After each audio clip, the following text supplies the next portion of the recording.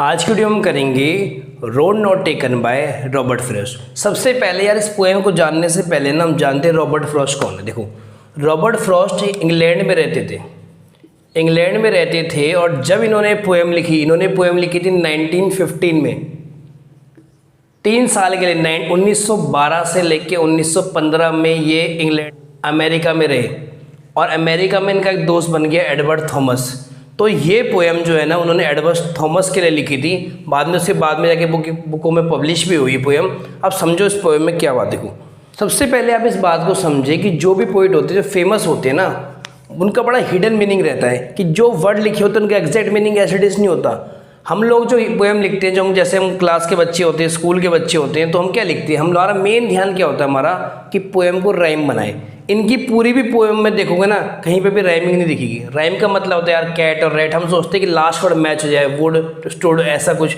अब इनकी पोएम में देखोगे ना आप बेटा राइमिंग बहुत कम मिलती है और तभी ये पोएम बहुत फेमस होती है। तो मेन जो है, अगर आप पोएम लिखते हो घर पे तो तुम्हें राइम पे बहुत ज़्यादा ध्यान देने की जरूरत नहीं। आप लोग क्या राइमिंग होनी चाहिए पोएम में, चाहे वर्ड मिल रहे हो ना मिल रहे हो, एक स्टोरी की तरह होनी चाहिए, एक हिडन मीनिंग होना चाहिए, तभी वो फेमस बनेगी। अब देखो उसने क्या कहा है। पोएम स्टार्ट कहाँ से होती है, देखो, 2 roads diverge in a yellow would.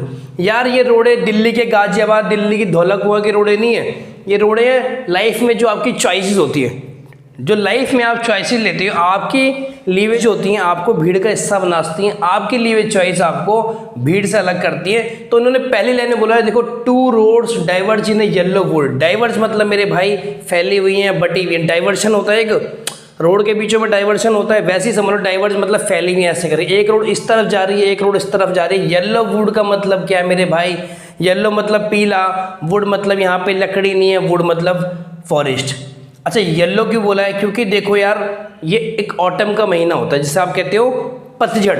पतझड़ के महीने में क्या होता है, लीव्स जो होती हैं पीले रंग की हो जाती हैं, तो इसलिए उन्होंने बोला है 2 roads diverge in a yellow would, है ना। हाँ, and sorry I could not travel both.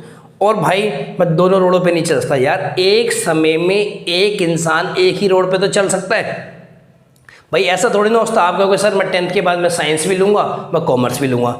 Sir 5:30 बजे मैं PUBG पे चला रहा हूँ, 5:30 बजे मैं इंस्टाग्राम पे चल रहा हूँ। सर मैं नागिन नाटक भी देख रहा हूँ और मैं ये क्या नाम है यहाँ मैं घर घर खेली ये भी देख रहा हूँ। दोनों नाटक एक साथ, दोनों चीज़ें एक साथ नहीं होती। एक समय में एक ही काम तो करते हो। तो उसने सही तो बोला भाई, I could not travel both and be one traveller long I stood.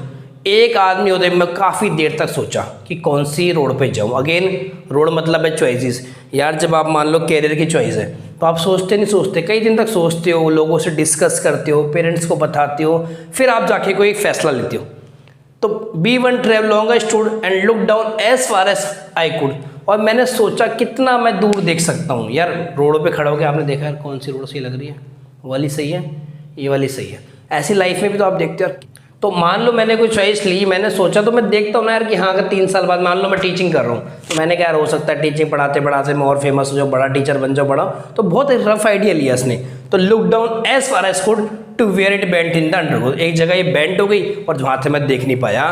ठीक है बेटा। तो पहले स्टेंजा में बेसिकली रोड मतलब है चॉइसेस जो आप डेली लाइफ में करते हो, ये आपकी कैरियर रिलेटेड चॉइस होती है। आपके लिए भी चॉइसेस आप पे फैसले पर डिपेंड करती है किस तरह से आप अपनी चॉइसेस को इस्तेमाल करते हो या एम्प्लाई करते हो। ठीक है, चलो सेकंड स्टेंजा में कह रहा है, then took the other just as fair and having perhaps the better claim.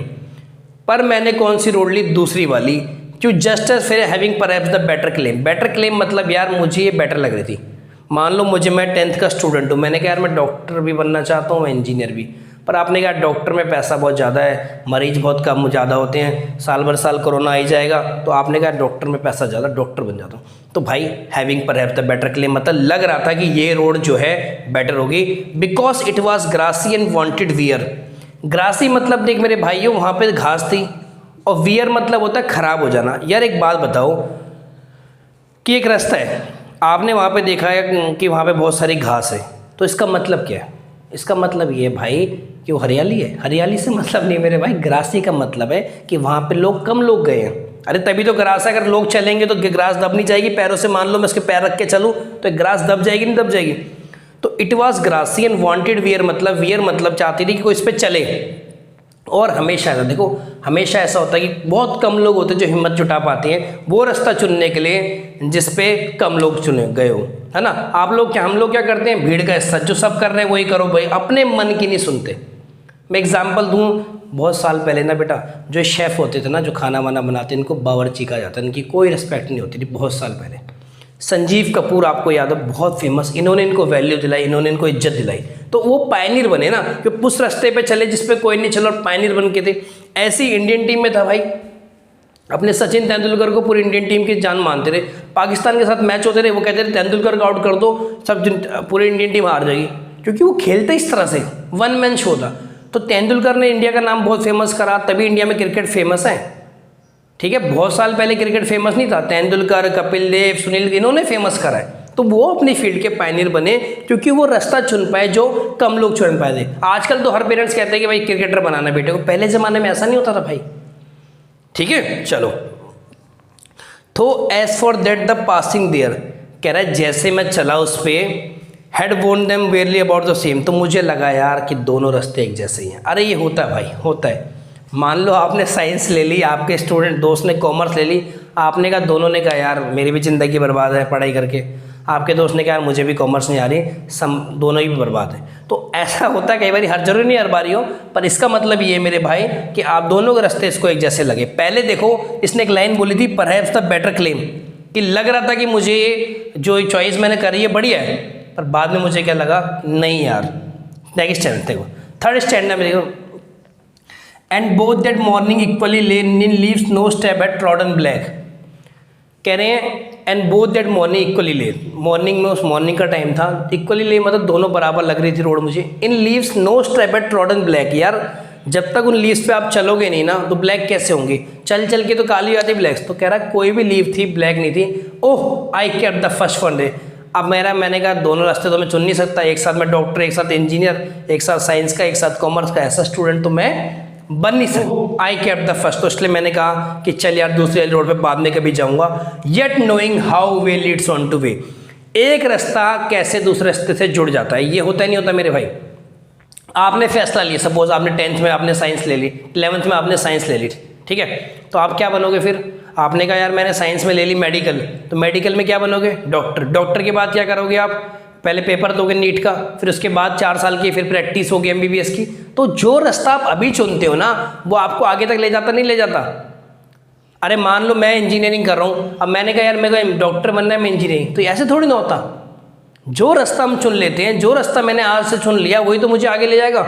मान लो मुझे IAS बनना है, मैंने आर्ट्स ले ली स्टार्टिंग से ही, तो उसी रास्ते पे तो मैं चलता जाऊंगा। बात समझ नहीं आई है? तो जो रास्ता आप चुनते हो वो रास्ता आपको आगे लेके चलता है। हाउ वेल, एक रास्ते से दूसरा रास्ता चुनता है। आई doubted if I should ever come back, कह रहा मुझे डाउट था कि मैं वापस आ पाऊंगा। अब मैं यार मैंने मान लो 4 साल बीटेक करी, अब मैं समझ यार बीटेक गलत कर ली, मैं BSc कर लेता, हो सकता है पॉसिबल? नहीं ना भाई, मैंने 4 साल बीटेक करी, मैंने 4 साल में इंजीनियरिंग कंप्लीट करी, पर एक भी दिन मैंने ना इंजीनियर की नौकरी नहीं करी, क्योंकि मैंने लाइफ में सोचा it's better to be a good teacher than to be a bad engineer, और आप लोगों को मैं पढ़ाने आ गया। तो भाई यही तो हमारी लाइफ की चॉइसेस थे। अगर मैं कहता नहीं इंजीनियरिंग बनना है, इंजीनियर बनना है, 5-7 हज़ार की नौकरी करो, तो भीड़ का हिस्सा बन के गुम होता। आजकल कम से कम आप लोग जानते तो मुझे। चलो फिर नेक्स्ट स्टैंजा में कह रहा है I shall be telling this with a sigh. Sigh होता है ऐसे, देखो मैं आपको शाय एग्जैक्ट होता है ऐसे, दैट्स फेस से कहते हैं। तो कह रहे somewhere ages and ages shy shall be telling. देखो शैल बी टेलिंग का मतलब समझो भविष्य में सोच रहे हैं कि अगर मेरा फैसला सही हुआ या मेरा फैसला गलत हुआ तो मैं कई सालों बाद, एजिस एंड एजिस हैंस, मैं बताऊंगा two road diverge in a yellow wood and I took the one less travel bad that has made all the difference.